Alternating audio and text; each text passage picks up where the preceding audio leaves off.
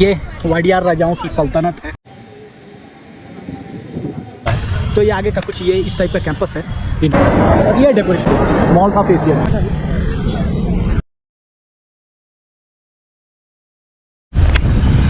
आ गए हैं बेंगलोर पैलेस पे।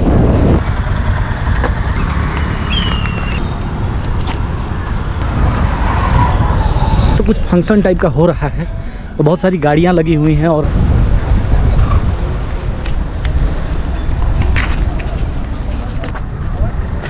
Hello camera note.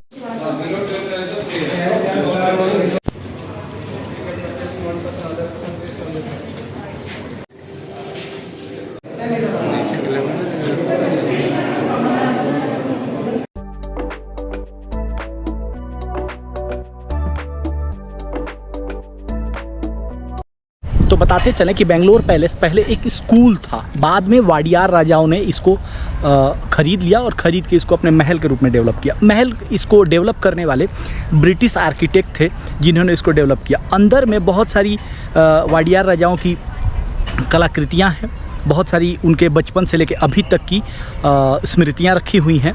और आपको बता दें इस महल में एंट्री करने के लिए ये टिकट लगेगा जो इंडियन सिटीजन्स के लिए 110 रुपीज़ है।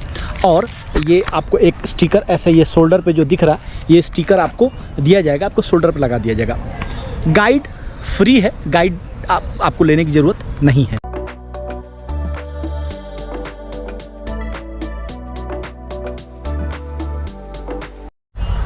बेंगलोर पैलेस के अंदर एक मोबाइल के साथ एक आपको हेडफोन दिया जाएगा जिसमें इस पैलेस की और वाडियार राजाओं की पूरी आइटिनरी, कब उन्होंने इसको ख़रीदा, कैसे डेवलप हुआ और कैसे इसको डेकोरेट किया गया और उनकी जीवनी भी उसमें आपको सुनाई देगी। 1 से लेकर 20 तक की रिकॉर्डिंग्स मिलेगी। तो और वहाँ पे पॉइंट्स बने हुए हैं अंदर, तो जहाँ पर भी आप जाएंगे उस पॉइंट्स के पास उस बटन को प्रेस कीजिए और वहाँ की स्टोरी आपको सुनाई देगी।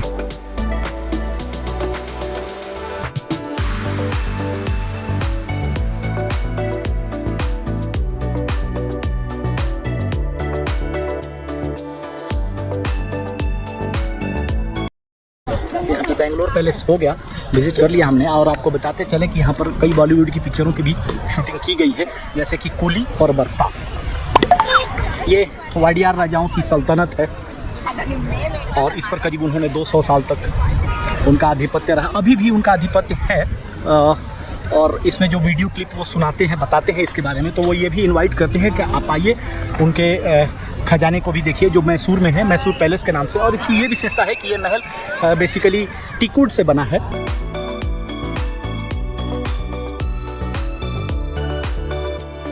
बेंगलोर का मेरा अगला पॉइंट है टीपू सुल्तान पैलेस। तो मैं आ चुका हूँ, गेट से अंदर आने के बाद अभी आपको बताएंगे कहाँ पे टिकट मिलेगा। टाइमिंग के बारे में सुबह 9:30 बजे से शाम को 5 बजे तक यहाँ की टाइमिंग है। थोड़ा एक्सप्लोर करते हैं अंदर, फिर टीपू सुल्तान की कहानियों को आप लोगों के साथ शेयर करने का प्रयास करेंगे। ये मेरा दूसरा डेस्टिनेशन था बेंगलोर का, और यहाँ पे आप एक स्कैनर बनाए हैं और उसका आप स्कैन कीजिए। स्कैन करने के बाद ऑनलाइन पेमेंट कीजिए, 20 रुपया फॉर इंडियन ट्रैवलर्स। पता नहीं यहाँ पे एक इंटरेस्टिंग चीज़ ये लगी कि पता नहीं कौन सी लिपि में लिखा हुआ है। मुझे लगता है कि इसको पकड़ के छू के इस लिपि को पढ़ा जा सकता है।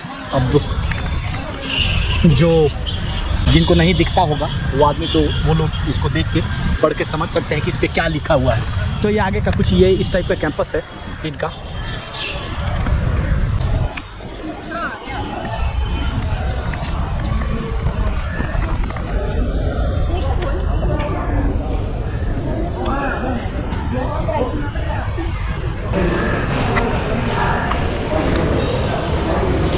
और ये महल की बनावट। तो बेसिकली देखा जाए तो इसमें जिस महल में जिस लकड़ी का प्रयोग किया गया है वो टीकवुड है, यानी सागवान की लकड़ी कह सकते हैं, उसी का प्रयोग किया गया है यहाँ पे। चलते हैं महल के अंदर में थोड़ा सा।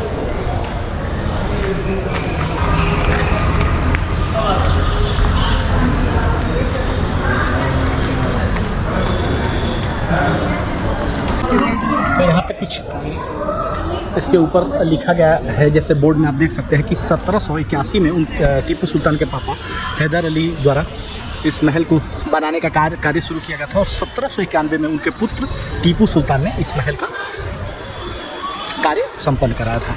यहीं से आप चढ़ सकते हैं और इस महल को आप निहार सकते हैं। और ये जो लकड़ी है, ये जो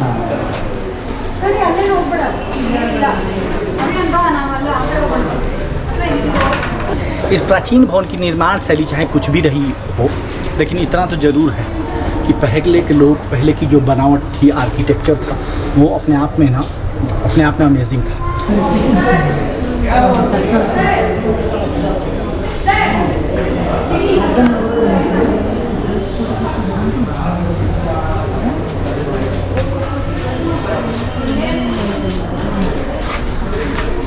भैया हमने घूम लिया टीपू सुल्तान के इस पैलेस को और मुझे टोटल लगा पूरे 20 मिनट, इससे ज़्यादा के लायक ये है भी नहीं। और 20 रुपये अगर टिकट है तो उसके हिसाब से वर्थ इट है, अदरवाइज आप यहाँ पे आकर टाइम ही वेस्ट करेंगे। लेकिन फिर भी अगर आप प्राचीन समय की चीज़ों को देख के खुश रहने का प्रयास खुश रहना चाहते हैं तो आइए और इनके महल को ज़रूर देखिए।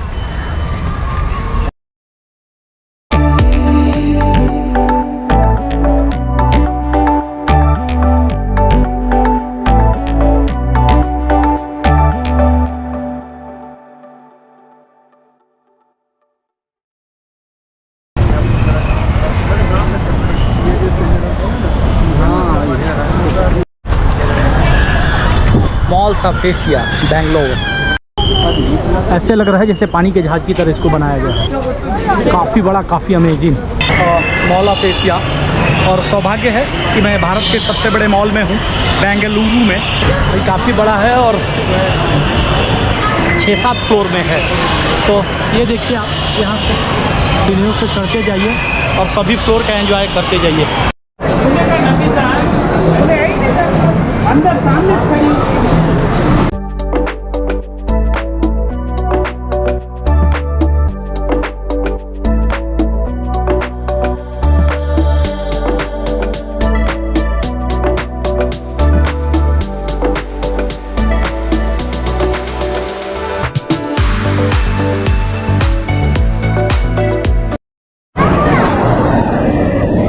डेकोरेशन देखिए, ये खूबसूरती देखिए मॉल्स ऑफ एशिया की।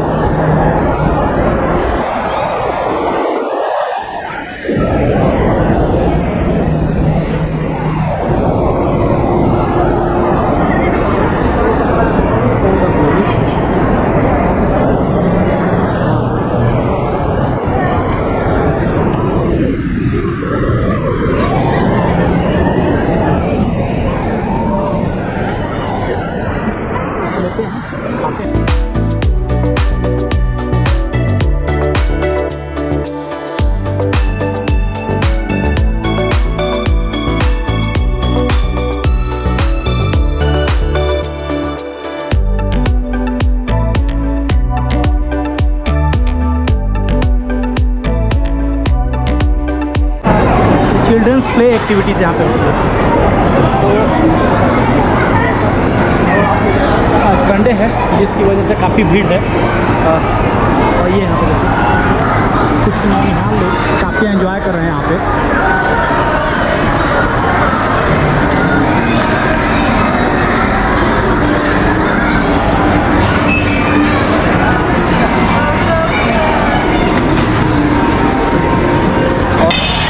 थोड़ा सा फूड प्लाजा देखते हैं और बहुत ही बड़ा फूड कोर्ट है। और आप बेसिकली जो भी आप खाना चाहते हैं वो हर एक ब्रांड का फूड, इंडियन, चाइनीज़, कॉन्टिनेंटल, साथ में फास्ट फूड की भरमार है। अब आप इसी से देख लीजिए, जितना छोटे छोटे मॉल्स होते हैं वहाँ उतना बड़ा इसका फूड कोर्ट है।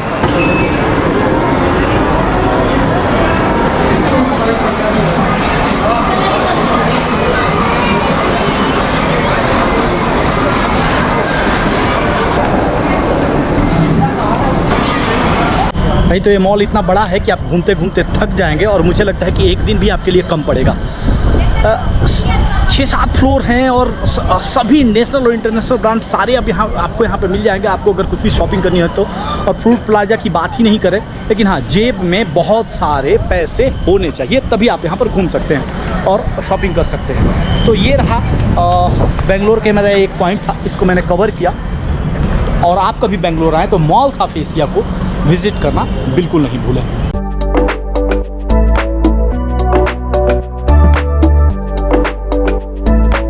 चलिए आज दिन की शुरुआत करते हैं, और अभी मैं हूँ विधान सौदा में कि आज मेरा पहला पॉइंट होने वाला है। तो बताते चलें कि ये विधान सौदा भारत की सबसे बड़ी लेजिस्लेटिव असेंबली भी है, जिसका निर्माण 1952 से शुरू होकर 1956 में पूरा हुआ था, और इसकी कुल लागत 1.75 करोड़ आई थी।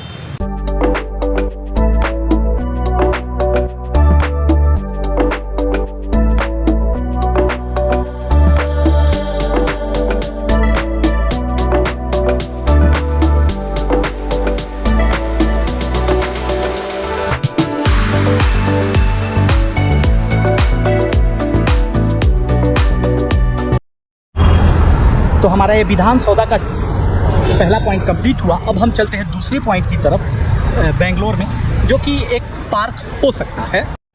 तो भाई ये कब्बन पार्क है, मेरे पीछे देखिए, और मैं एंट्री कर रहा हूँ यहाँ से। तो यहाँ पे कुछ ज़्यादा कोई एंट्री चार्जेज वगैरह नहीं है, लेकिन एक टाइमिंग है।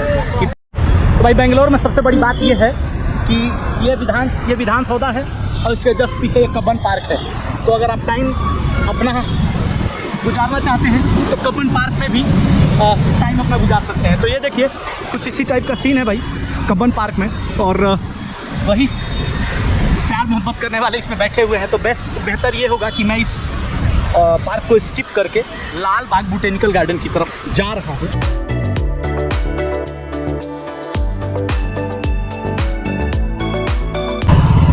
और अगर आप बेंगलोर घूम रहे हैं तो इतना ज़रूर ध्यान दीजिए कि आपको पब्लिक ट्रांसपोर्ट यूज़ करना है, या फिर ओला या उबर का सहारा ले सकते हैं।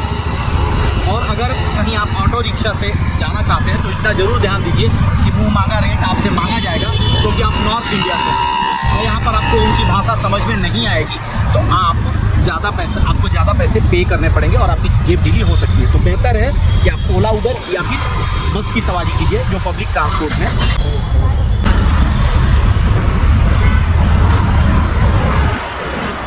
मुस्कुराइए कि आप बेंगलोर में हैं, और बेंगलोर पहले दिन का तीसरा पॉइंट मेरा लाल बाग पार्क या बोटेनिकल गार्डन। पार्क तो काफ़ी बड़ा है, लेकिन अंदर की तरफ थोड़ा सा चल के देखते हैं कि क्या है।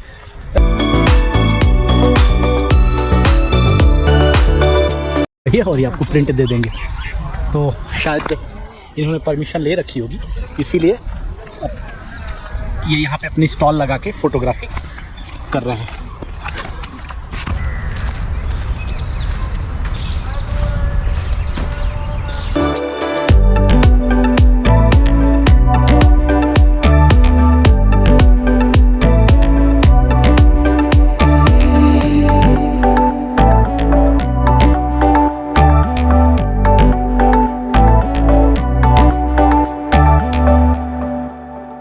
चलें कि ये पार्क करीब 240 साल पुराना है, और उसकी पहचान आप कैसे कर सकते हैं, क्योंकि यहाँ पे खड़े जो भी पेड़ पौधे हैं काफ़ी प्राचीन समय के दिख रहे हैं, जिनको मैं आपको दिखा रहा हूँ। देखिए इन पेड़ पौधों को काफ़ी प्राचीन समय के ये पेड़ पौधे हैं। इसको बोलते हैं कि ये रोज़ गार्डन यहाँ पे डेवलप किया गया है, लेकिन रोज़ तो आए नहीं है उसमें, हो सकता है 1-2 महीने बाद वहाँ पर रोज़ भी आ जाए।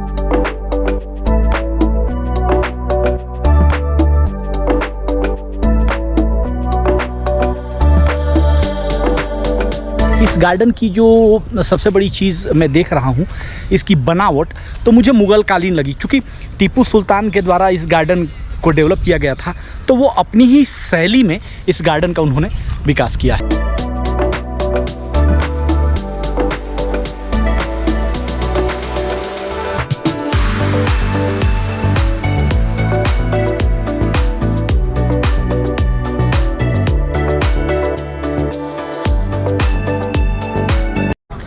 तो आपको बताते चलें कि इस बोटेनिकल गार्डन की सबसे बड़ी बात यह है कि यहाँ पर ये ग्लास हाउस है और यहाँ पर फ्लावर शो होता है, जो कि इंडिपेंडेंस डे या फिर रिपब्लिक डे, इन 2 दिनों पर ही यहाँ पे फ्लावर शो होता है, जिसके लिए फ्लावर प्लांट किए जा रहे हैं ग्लास हाउस में और उसका प्रदर्शन होता है, आम जनता को भी दिखाया जाता है। तो बहुत ही बेस्ट टाइप के और दुनिया की बेहतरीन फ्लावर्स को ले आके इसमें प्लांट किया जाता है। पेड़ पौधे तो कुछ इटली से मंगाए गए हैं और चूँकि तो हमारा लाल बाग बोटेनिकल गार्डन का टूर खत्म हुआ। अब नेक्स्ट पॉइंट चलते हैं इस्कॉन टेम्पल।